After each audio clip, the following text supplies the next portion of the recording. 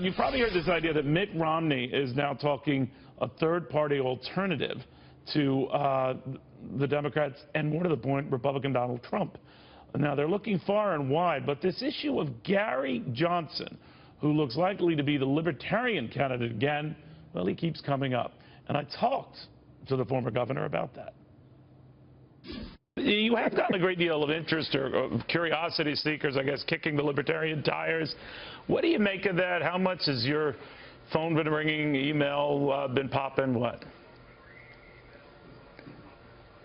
Well, it's all been ringing off the hook, and I think legitimatizing the attention is the fact that the Libertarian Party is going to be the only third party on the ballot in all 50 states. He's right about that. It's the only third party right now that would qualify on all 50 state ballots. That doesn't mean it would do well. It was on all 50 state ballots last go-around, and memory serves me, he didn't exactly fire up the voting ballots. Having said that, multimillionaire investor Foster Friess is Republican tried and true on the impact of that. Foster, always good to have you. What do you make of this effort on the part of some, not all, but some very prominent players, including Mitt Romney, to find a third-party alternative? I think once they feel a little more comfortable with what Donald Trump might do for our country, they're going to be back in the fold. None of these fellows want to go down in history as enabling Hillary Clinton to name 3 Supreme Court justices, and they're blown out of water as our right to protect our lives and the lives of our family.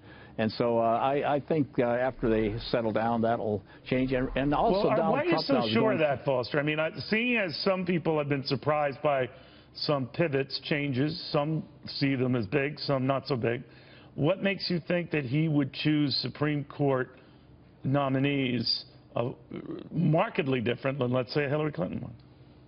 Well, I just have an instinct as to who he is and who his personality is. But in terms of, being able to shift fields, remember President Obama declared he was going to close Guantanamo. Well, certain things happened either beyond his control or maybe he wasn't serious all along. Similarly, he had a red line that if Assad used chemical weapons, he's going to bomb them. And then he rethought that. So I think the ability to allow our leaders to rethink their positions is something we should give them a little slack to do. Well, good for you. I mean, that's a very kind of, magnanimous way to look at this. So what do you tell the Jeb Bushes and the, Lindsey Grahams who are just, in this perpetual state of snit to say we're not going, we can't support him, but sooner support Osama bin Laden.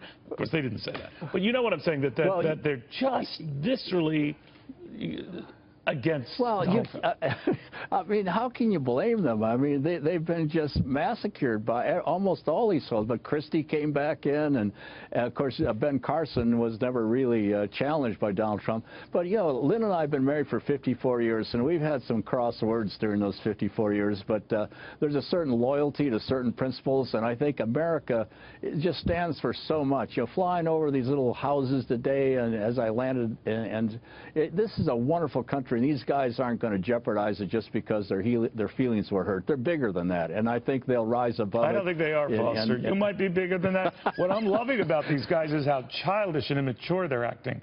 This looks very promising in terms of drama. So I'm wondering whether you think that these guys can get over whatever's bugging them, or this is going to be a nasty convention. No, I think I don't know Mitt Romney very well, and but I know Lindsey Graham. These people care more about their country than their own personal feelings, and I think they'll sit back and say, what would happen if we don't have a Republican in the White House? They're not going to do it. They're just not. I'm at 50, okay, $25. Bet it. Okay, I don't know if I want to bet, like actual money, food maybe. But, Foster, we'll see. Okay, a hamburger. I'll bet you a McDonald's hamburger. You're on. Well, can we get like the double quarter pounder? Well, we'll talk. Oh, absolutely. We'll talk. Okay. Foster, thank you very, very much. So hope springs eternal in the eyes of Foster Friess. We shall see.